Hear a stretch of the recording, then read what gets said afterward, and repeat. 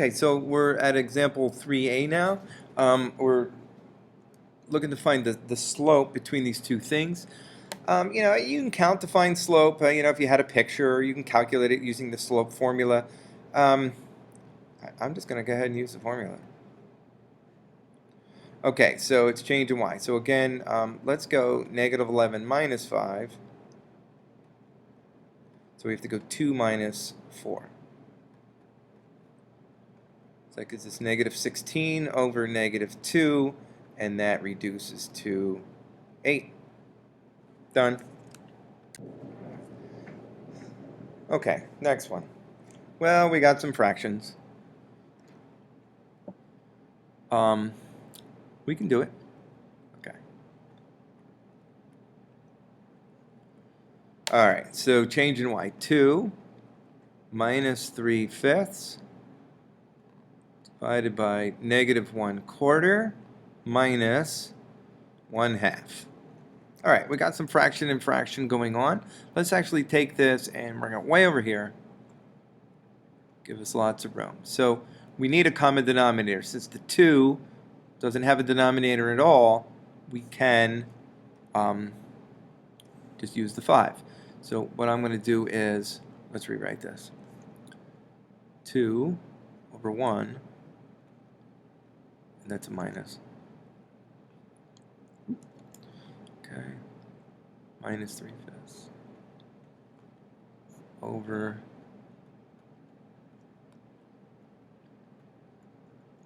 All right, so let me make my, put in what we need to do in a different color here. So since we need a 5 here, let's multiply top of this fraction by 5 and the bottom of this fraction by 5. Now down here, our common denominator will be 4. So let's multiply top and bottom of this by 2. Okay, so what does that result in?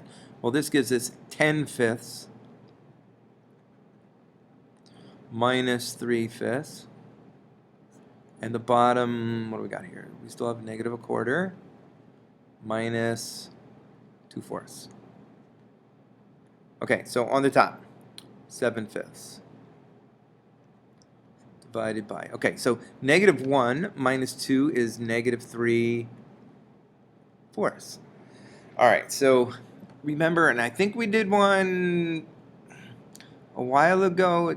I do these lessons in various orders, so I remember doing it not too long ago, maybe an hour or two ago. I don't know when you did it. So, but remember, we can take the top number and multiply it by the reciprocal of the bottom number. Okay?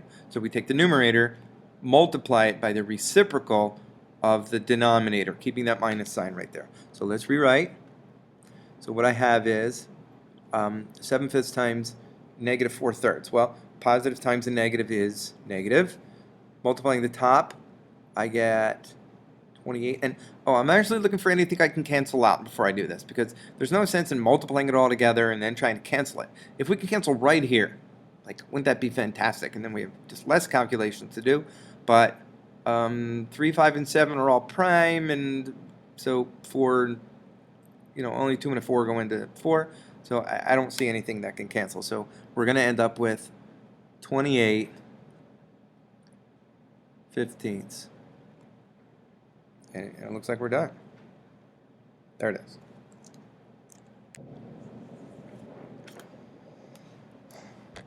Okay, this should take about 5 seconds to explain. Y equals mx plus b. M is slope, b is the y-intercept. Sort of. But we're not going to write it as that. You'll see. Okay, so slope. So this one here, x plus 2. What is the slope? Well, it's the number in front of the x, and that slope is 1. The y-intercept. Don't even think about writing a 2. The y-intercept is an ordered pair, and that ordered pair is 0, 2. And you better give it to me like that. Okay, let's skip 4b. Let's come down to 4c. The slope is the number in front of the x. It's not necessarily a number all the way out in front. It's the number, the coefficient of the x term, and that's negative 2/3. And the y-intercept is, 0, negative 8. All right, let's talk about these other two. Y is equal to 6. From another course, say Algebra 1, you should know that the y equals 6 is a horizontal line through 0, 6.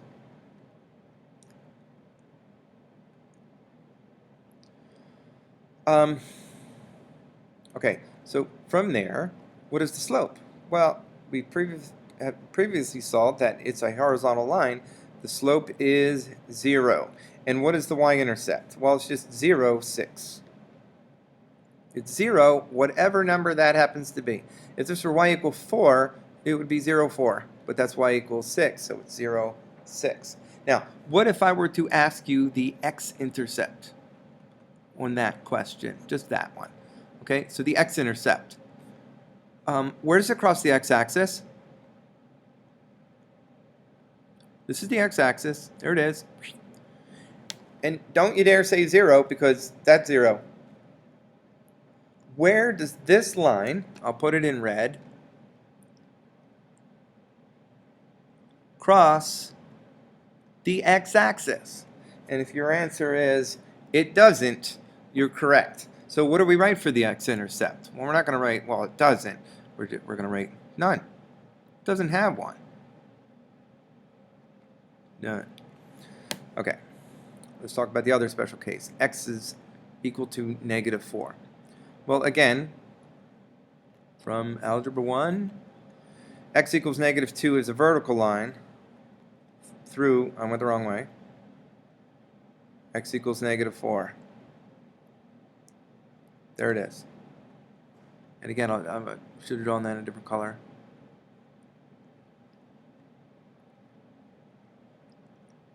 Okay, so there it is. That's the line x equals negative 4. Okay, slope. Undefined. It's not even a calculation right there. We already did this one, and that was a few minutes ago. Okay, y-intercept. Well, here's the y-axis. The y-intercept is where our red line crosses the y-axis. Here's the y-axis. Where does it cross it? It doesn't. And the y-intercept is none. None. And also, what is its x-intercept? Its x-intercept is actually right here. That does exist, and that's the point 0. Oh, no, it isn't. That's the point negative 4, 0. Negative 4, 0.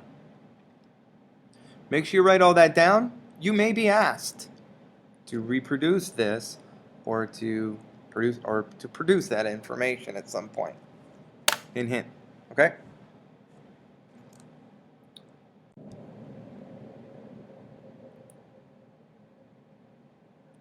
Okay. Two things we're going to be working with is lines now. So we're going to look at point slope form, which is listed there, and I don't think it's written real great on your paper, but this is y2 minus y1 and x2 minus x1. Okay, and very often you see the these without the indices down here as well. Slope-intercept form is y equals mx plus b, and the general form is ax plus by plus c is equal to 0. Okay, and also sometimes you see this as ax plus by equal to c. Okay, sometimes it's better to write one over the other. Okay, just a couple of notes that you're going to have to write down here. To write an equation. Okay, all right, let's get rid of this. To write an equation of a line, you need point on a line. You possibly need the slope of the line or the form of the line, and that way you'll be able to, using one of the forms, that we just went over, you'll be able to write the equation of the line. So let's practice some of that.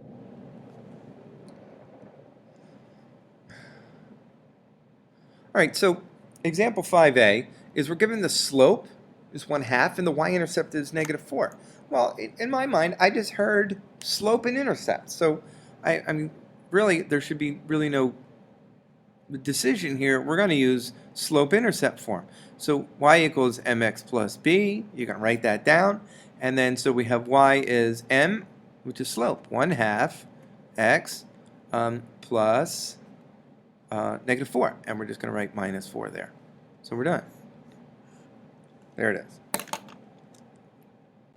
Okay, example 5b. We take a look at slope is -3 and we have a point. Well, I just heard slope and I see the word point, so point slope form. Sounds good. So how I write point slope form is I just go y, and that's the number we're not going to be plugging in for. Y minus y1 is equal to m x minus x1, where x1 and y1 come right from here. This is x1, this is y1, right there. So we write y minus y1, and y1 is 2.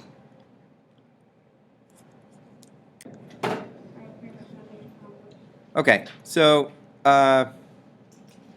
m is -3, and it's x minus x1. Well, since x1 is negative, instead of writing x minus -1, let's go ahead and write x plus 1. Okay, and there we go. Now, even though we wrote it in point slope form, look at the directions, say write the equation of a line in slope-intercept form. One of the reasons that we always write it in slope-intercept form is because slope-intercept is y equals, and we're going to be using our graphing calculator a lot this year, and we need pretty much every equation in y equals form in order to get it in our calculator. So let's put it in slope-intercept form. So the first thing I'm going to do is simplify this side. And then in order to get it y by itself, let's add 2 to both sides.